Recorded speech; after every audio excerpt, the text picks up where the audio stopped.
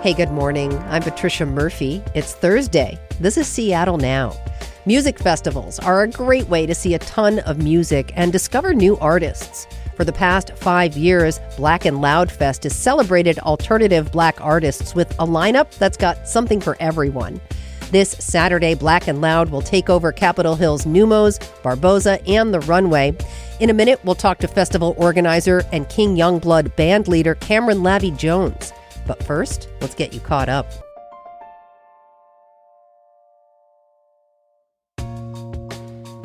The Sound Transit Board votes today on whether to install fare gates at up to 14 light rail stations. That list is likely to include every Seattle station between Northgate and the Chinatown International District.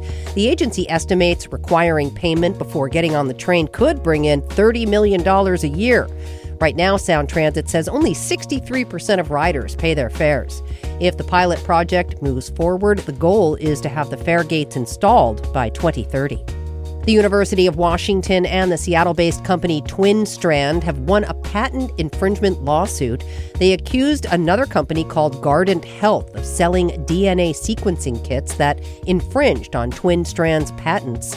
According to the Puget Sound Business Journal, the company and UW were awarded $245 million by a federal court in Delaware. The technology was invented by a UW medical student in 2015, who later spun it out into a company. Guardant says they'll appeal the ruling. And Seattleites will celebrate the life of country music icon Dolly Parton on Friday night. It's happening at 8 p.m. at the AIDS Memorial Pathway on Capitol Hill. Dolly died on Tuesday at the age of 80. The vigil's organizer told the Seattle Times Dolly Parton was someone who embodied love and acceptance. Meanwhile, Governor Bob Ferguson has ordered flags to be flown at half-staff until September 1st to honor Dolly Parton. Check back for more headlines on tonight's episode of Seattle Now. Hey, stay black and stay loud. Black music is often put into a box, genres like R&B, soul, hip-hop, jazz. But what about rock, punk, house music? Black artists have existed and pioneered in those genres as well. And this weekend, you can hear it for yourself at Seattle's own Black and Loud Fest. It's a 5-year-old music festival in celebration of Black-fronted bands that everyone 21 plus is invited to. Sending out that invitation and on stage every year is Cameron Lavi-Jones. He's the band leader of the rock band King Youngblood and the co-founder of Black and Loud. Thanks for coming in, Cameron. Good to see you in the studio. Always happy to be home. Yeah, Black and Loud Fest in its 5th year. But let's start at the beginning. Let's talk about why you started this festival and what the first year looked like. Well, when we started Black and Loud Fest, we started it because we were trying to address a very common experience that we noticed a lot of other Black-fronted bands in Seattle had experienced. And that was feeling like we were in an ocean, kind of feeling like we were taking on a lot of the brunt of being in diaspora, but along with that also came feeling really isolated from finding community. I think in the larger, broader strokes, Black and Loud Fest was born out of trying to make sure that we're carving space for Black artists, but specifically alternative Black artists. It's really often that we either get forced to kind of be in one camp or the other, when the overlap between those two scenes, it shouldn't be a Venn diagram. It should be a circle, at least in my opinion. The very first year, we threw it in the parking lot of LTD in Fremont. We brought in a full stage. We had 2 sponsors that had jumped on board before anybody else really got the memo, which was Aerial Rider E-Bikes, company based here in Seattle, and Jack Daniels. The first year was a one-stage, one-day festival. And since then, coming into our 5th anniversary, we've expanded to 3 stages in Seattle. We've brought the festival over to Portland and New Orleans, and we've got our eyes set on Detroit, Nashville, New York, Texas, and more. It's been a pretty insane run, especially considering that we're a small DIY team.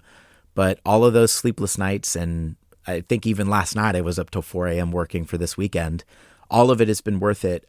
Not just because of the trajectory that this festival is on, but because of the positive impact I know it makes everywhere we get to take it. Who's Black and Loud for other than people over 21? Black and Loud Fest is for everyone. Black and Loud Fest is for the folks that recognize that representation, especially in alternative genres of music, is important. It's what changes the difference between young folks seeing themselves and not recognizing themselves. It's the difference between people in communities like the Black community that would definitely benefit from having examples of seeing what's possible, changing their lives. I haven't had a single year of this festival where either somebody in the lineup or somebody that was in the audience telling me I didn't know how much I needed this until I had a chance to experience it. And it's high praise. It is, but especially those are the things that keep the engine going. Black and Loud Fest is for the people that recognize that when we come together, we have the opportunity to make important things happen that positively impact everybody a part of the music community. Black folks, non-Black folks, everybody. You know, I was looking at your website and I noticed tickets are $60, which in the grand scheme of things for a music festival, very reasonable. Let's talk about your price point. Yeah, for sure. So I'll try to focus specifically on Seattle for a moment and Washington. In the larger landscape of Washington music festivals, there are a lot that have closed down.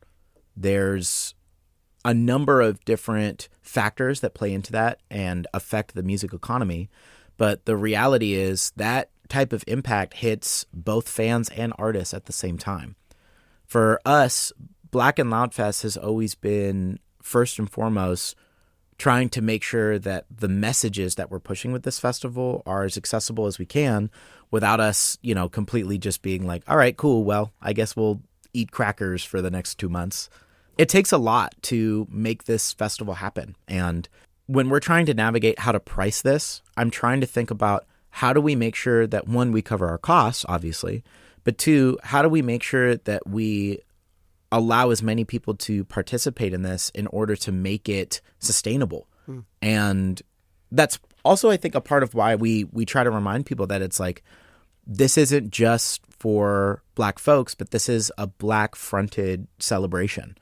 We have this thing called the Black and Loud Ticket Scholarship Fund, where people can donate to Black and Loud to allow us to give free tickets to people that would significantly benefit from experiencing what this festival is about. A lot of my roots, especially in my work with King Youngblood, are very activism and music oriented.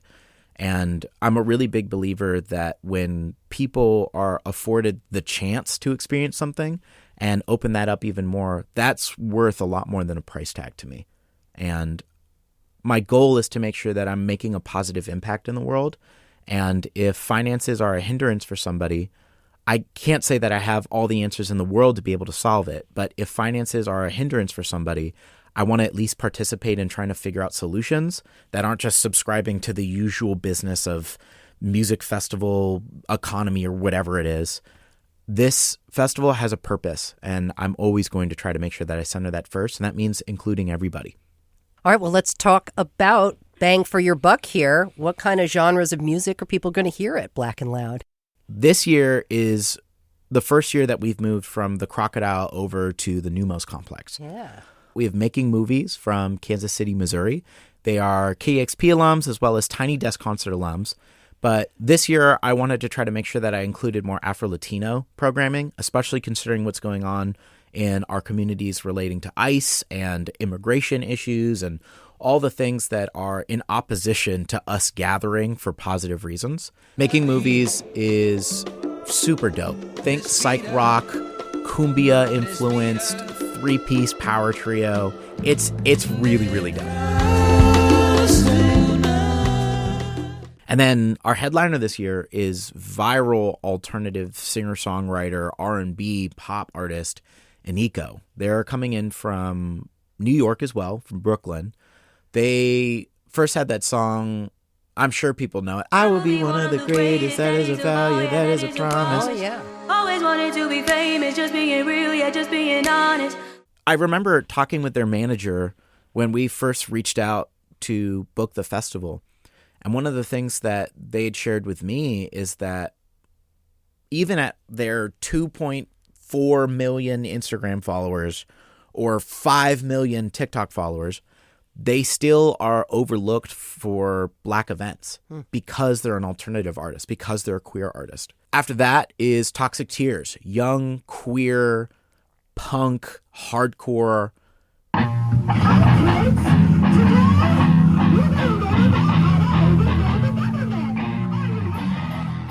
I really do believe that they're the type of artists that Black and Loud Fest is designed to not just hold space for, but invite. They're also an Afro-Latino band, and we've done a couple of shows with them, but folks probably have caught them playing like Cal Anderson Skate Park or different house shows and things like that. And I think that part of the music community is one that's especially important to uplift. King Youngblood cut our teeth throwing house shows, and that DIY spirit is how we make sure that these things actually have a legacy to them too. Another festival staple that we always have is the Black and Loud Cypher, where different MCs can pop up, get in where they fit in. You know, it's a cypher, is how you move. After that, we have our very first all-black femme DJ stage, which I'm really stoked about.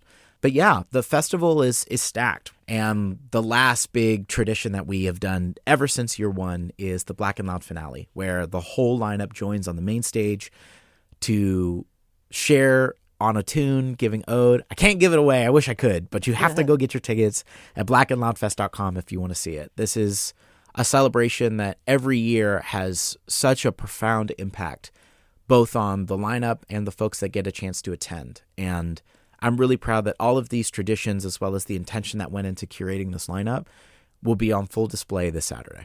I really appreciate the thoughtfulness and what you put into creating that event. And thank you so much. It's a tough time for music festivals. Around the Pacific Northwest, we've seen Thing freak out day in, day out, and Sasquatch go away or pause in some cases. Mm-hmm. But at the same time, Black and Loud has grown. This is important and the right time for an event like this, maybe. Yeah, I think something that I always hope to see more of when it comes to music festivals, especially in our region, is intentionality being at the forefront. Every year when it comes to the lineup, I'm trying to think about how to showcase the things that I think are important for people to think about, be it in giving Black folks their credit or their flowers now rather than in post or when they're gone, or trying to highlight how our community intersects with so many other communities in the city. And I think the main core of why Black and Loud Fest has been able to grow has been, one, from just the sheer tenacity and passion of the small, scrappy group putting it together. But more than that, it's been letting that intentionality speak for itself. Why has it been important to take Black and Loud out of Seattle?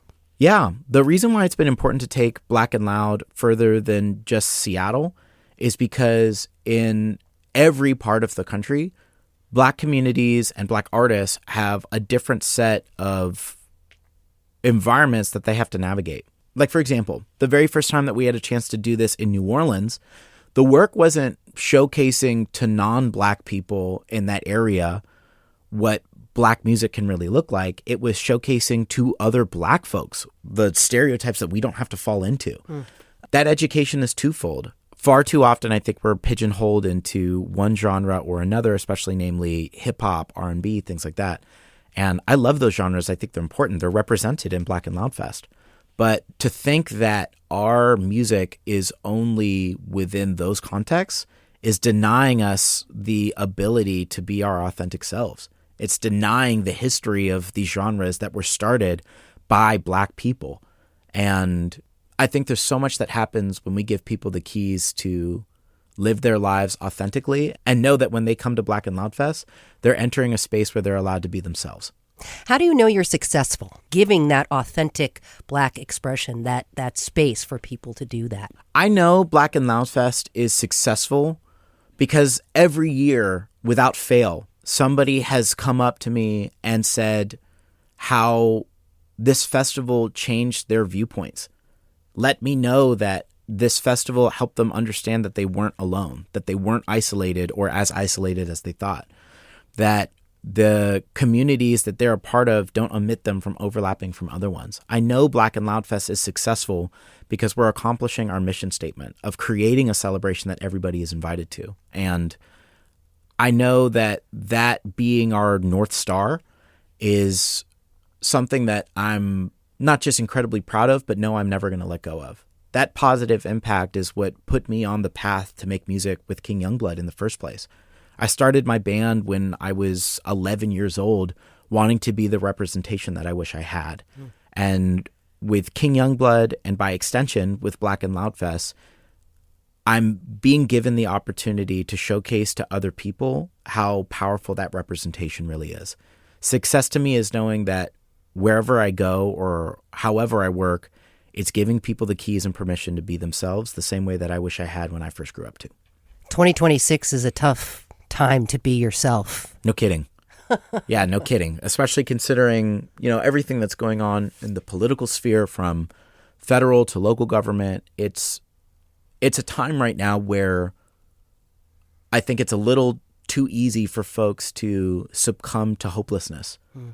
But very often I think about who benefits when we are disjointed, who benefits from thinking that we are divided, who benefits from us being hopeless. And my hope and goal with everything that I do creatively, musically, is to remind people that hope is punk as hell. It is so much cooler to hold on to a caring, optimistic, realistic headspace, because when we let go of that creativity or we allow it to go by the wayside, we stop imagining what the world we want to look like to be. We stop letting ourselves have the permission to be a part of solutions because we're so stuck in what the problems are. The stakes are high. No kidding. In 2026, the stakes are high. Mm-hmm. Co-founder of Black and Loud and band leader of King Youngblood, Cameron Lavi-Jones. What a pleasure. Thank you so much. It's always a pleasure to be here. Thanks for listening to Seattle Now. And hey, before you get lost in the rock, take a minute to rate and review the show on your podcast app. Today's episode was produced by Brooklyn Jamerson Flowers. Whoa, Brooklyn.